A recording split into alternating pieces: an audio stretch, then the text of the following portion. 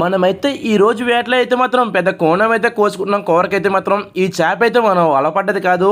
ఈ చేప ఎక్కడైనా తెలియాలంటే మాత్రం వీడియో చివరకు చూసండి. ఫ్రెండ్స్, నేను మీ ఇప్పుడే చిన్నోడిని. ఈరోజు ఉదయం అయితే వేటకైతే వెళ్తున్నాము. మనకు వేట వెళ్తుండగా అయితే మనకు సముద్రం అనేది ఒక డెన్న కనబడ్డది.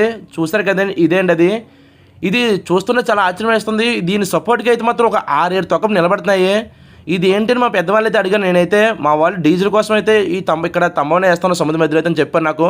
దీని గురించి మీకు తెలిస్తే కామెంట్ చేసండి. కొంచెం దూరం పోయిన తర్వాత మనకి ఒక తోడని దొరికింది. ఈ తోడకి పెద్ద కోణం చేప అయితే ఉన్నది. ఆ చేప అయితే చనిపోయి ఉంది.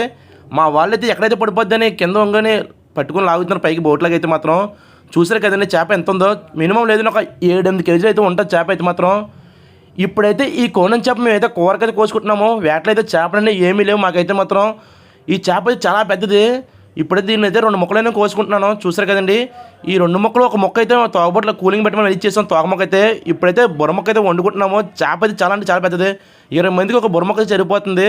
ఇంకో మొక్క అయితే నెక్స్ట్ డే అయితే వండుకుంటాం మేమైతే మాత్రం. ఈ చేప అయితే బాగా కోస్తాను, కానీ బుర్రను కోసినప్పుడు చాలా చూపు ఆలోచించి ఈ చేపను ఈ బుర్రను ఎలా నరకాలో అర్థం కాలేదు నాకైతే మాత్రం. చివరికి నరికేసి దాంట్లో పొట్టనైతే తీసేసుకున్నాను. చూసారు కదండి, ఇటువంటి ఫిషింగ్ వీడియోస్ కోసం మా అకౌంట్ ఫాలో చేయండి. చాలా మంచి వీడియో అయితే తీసి పెట్టుకున్నాం ముందుగా అయితే మాత్రం. మరి మంచిది కలుసుకుందాం. ఎప్పటి చిన్నోడిని.